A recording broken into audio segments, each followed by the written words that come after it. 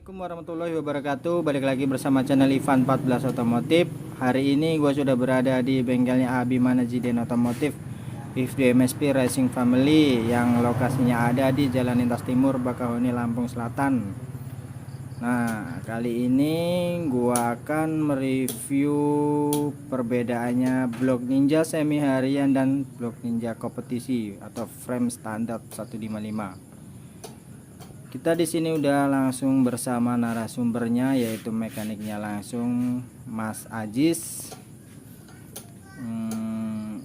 Gimana Mas, ini perbedaannya nih Mas ya? Untuk perbedaannya blok Ninja yang semi harian dan frame standar porting, frame standar 155 nya nih. Gimana Mas? Coba tolong jelaskan. Dari mana dulu nih? Dari yang semi nggak apa-apa Mas. Kalau yang semi harian ini tentunya kan kebutuhannya nggak seperti untuk balap. Jadi untuk ukuran-ukuran lubangnya tuh nggak usah terlalu besar. Kalau terlalu besar nanti malah boros bahan bakar iya, terus ya motornya susah dikendalikan bawahnya. Artinya motornya tuh setelahnya terlalu basah. Nggak seperti kalau untuk yang kompetisi kan kebutuhannya hanya untuk balap, jadi nggak terlalu memikirkan kenyamanannya, yang penting motor itu bisa melesat lah, bisa kencang larinya. Kalau untuk yang standar porting ya seperti inilah, lihat sendiri.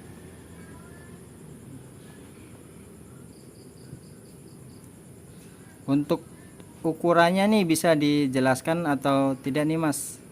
Kalau untuk yang standar porting itu bagian-bagian sini, bagian transfer kecil transfer besarnya ini nggak terlalu banyak, ini di porting, sama bagian lubang bospotnya, lubang inletnya ini nggak usah terlalu banyak, karena kan kalau untuk standar kan ya itu tadi, kalau kebesaran malah motornya nggak nyaman dipakai. Walaupun motornya bisa kencang, tapi intinya tuh pemakaiannya nggak nyaman sekali. Motornya RPM bawahnya sangat berat. Sama lubang-lubang apanya lagi ya, exhaustnya juga beda, exhaustnya sangat jauh sekali dengan yang kompetisi, ukurannya sangat jauh lah, pasti lebih kecil. Untuk ukurannya ini tingginya di angka 31, 30 biasanya saya buat kalau untuk harian. Lebarnya itu di angka 40. Untuk tinggi lubang transfer bilas sama bospotnya ini kalau untuk harian hanya dihaluskan saja lah bagian-bagian dalamnya ini, nggak terlalu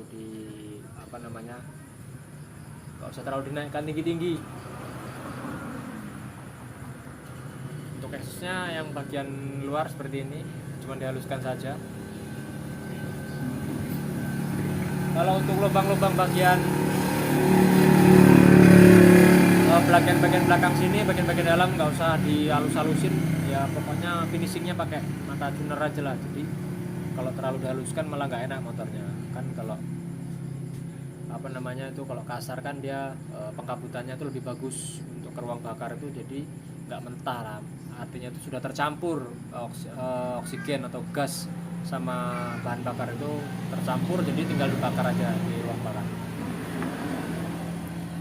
Lalu yang untuk kompetisinya sendiri yang frame standar 155 nya gimana ini Mas? Ukurannya juga berapa gitu? Seberapa jauh gitu? Kalau yang untuk 155 frame standar yang jelas jauh Mas. Dari lubang-lubang belakangnya sini udah kelihatan tuh. Ini sangat besar, sangat tipis sekali.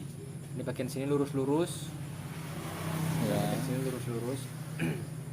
Lalu bagian ini juga dipotong kan, karena kan menghambat bahan bakar. Kalau di lurus-lurus seperti ini karakter motornya jadi sedikit lebih kuat. Yaitu tadi perbedaannya sama yang semi harian.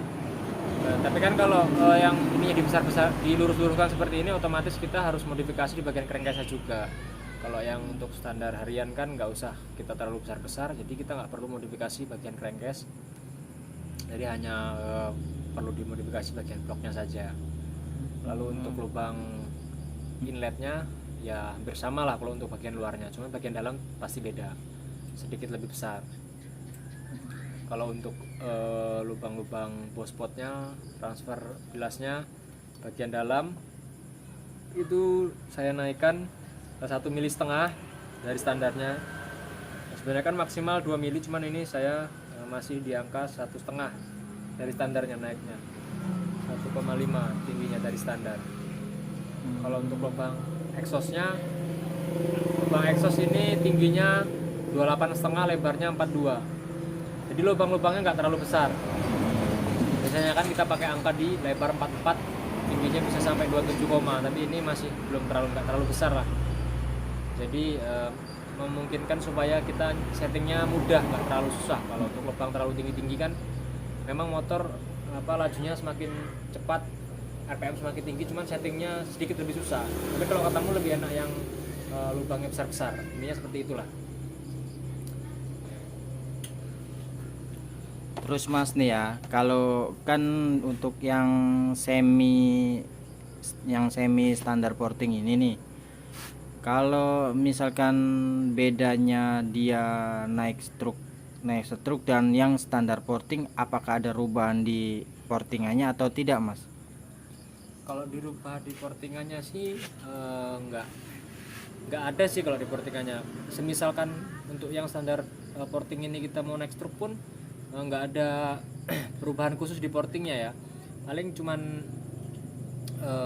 kalau ini tadi lubang-lubang dalam transfer bilas sama bospotnya standar, paling kalau kita naik stroke kita naikkan juga seperti yang untuk kompetisi, paling di angka 1 milian lah kita tambahin naiknya, tingginya itu kita tambah 1 mili lubang-lubang dalamnya ini.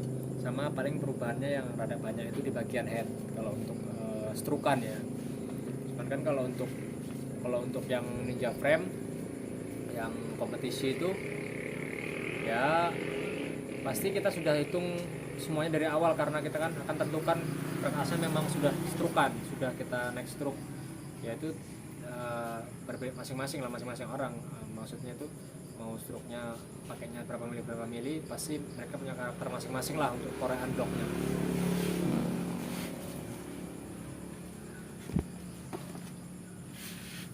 Jadi seperti itu ya perbedaannya. Jadi tidak terlalu jauh gitu intinya ya Mas ya, perbedaannya. Terlalu jauh bedanya, cuman untuk bagian belakang sini kalau untuk yang standar harian nggak terlalu besar, sama lubang-lubang dalamnya intinya nggak terlalu besar lah, lebih kecil kalau untuk yang harian. Karena kan kalau untuk harian juga kan kita memikirkan pasti motor itu kalau nggak selalu untuk ngebut, pasti ada waktunya untuk pelan atau tempatnya macet. Jadi dan salah satunya juga rangka motor kan bobotnya lebih berat daripada untuk balap. Jadi kalau lubangnya gede-gede nanti malah bawahnya tuh RPM gantungnya terlalu tinggi, malah susah bawahnya. Lalu Mas nih, saya yang penasaran nih untuk area ini nih. Ini yang semi kan ada seperti ini nih. Ya. Sedangkan yang buat frame standarnya atau standar porting buat kompetisi dia seperti ini.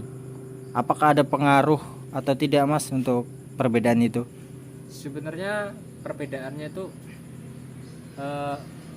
ini ada kekurangan, ada kelebihan. Kalau masih standar seperti ini dia ini kan jagain piston supaya dia ada penahannya, otomatis piston nggak cepet haus atau nggak cepet bunyi, karena kan masih kan kalau piston kan sampai pasti kan keluar sampai sini, jadi nggak cepat rusak. Tapi yaitu tadi kan crankcase itu kan dia kan kalau kita pasang blok ini kan masih sebatas ini, jadi ini otomatis menghalangi. Jadi ini kalau seperti ini dia lebih plong, cuman yaitu tadi kekurangannya dia pistonnya sedikit lebih kasar dibanding yang standar, karena kan dia udah nggak ada penahannya lagi. Pas posisi dia TMB, posisi share di bawah sekali, dia ada stun, ada degliran, ada goyang, jadi berisik. Kalau motor kita blare dia bunyinya lebih sedikit bunyi berisik dibanding yang standar. Oke, terima kasih Mas atas penjelasannya. Jadi sekarang saya jadi lebih tahu nih mendetailnya. Jadi kalau untuk nih ada lagi nih, untuk perbedaan nih menurut pendapatnya Mas nih. Ini kan bloknya nih warnanya silver nih. Nih silver nih bawahnya, dan ini gold nih, gold KMI. apakah ada perbedaan dari blok yang silver ini dan gold KM ini dan blok yang PDK? Kali sekarang kita jelaskan yang dua ini aja dulu, yang PDK-nya kita kesampingkan aja dulu. Kalau untuk blok 2 ini, kalau ini kan copotan motor ya, ini ya copotan motor. Kalau yang ini kan kita belian kayak model apa Kawasaki Motor Indonesia kan.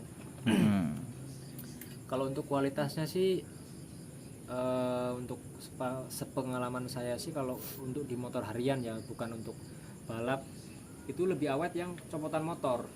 Dia lebih awet, linernya dia lebih sedikit awet dibanding yang kita belian begini. Kalau untuk ukurannya semua sama, paling cuman beda apanya ya, walaupun yang KMI ini kan ada yang warna silver juga, tapi dia corak apa namanya, cat bloknya ini beda. Kalau yang bawaan motor tuh dia lebih cenderung kasar, kulit jeruk. Kalau yang belian ini halus, dia mengkilat. Cuman itu aja bedanya. Tapi kalau untuk lubang-lubang semua hampir sama. Cuman terkadang kalau blok yang KMI ini dia finishingnya sedikit kurang bagus lah dibanding yang copotan motor. Yang bawaan motor ini finishingnya kadang-kadang dia lebih bagus lah, lebih rapi dibandingnya KMI. Sama umur, ini pengalaman saya aja ya, umur linernya itu sedikit tahan lama dibanding yang KMI. Kan kalau untuk yang lain-lain semua sama lah, nggak ada bedanya, semua sama. Oke Mas, terima kasih atas penjelasannya. Mungkin segitu dulu, lain waktu saya boleh bertanya-tanya lagi di sini. Pasti untuk kali ini segini aja dulu, cukup. Nanti saya koreksi lagi apa yang akan saya tanyakan lagi, apa yang saya penasaran gitu Mas. Udah Mas, untuk penonton jangan lupa ya, jangan nontonnya dan skip. Jangan lupa di like, comment, share, and subscribe. Terima kasih Mas Ajis juga.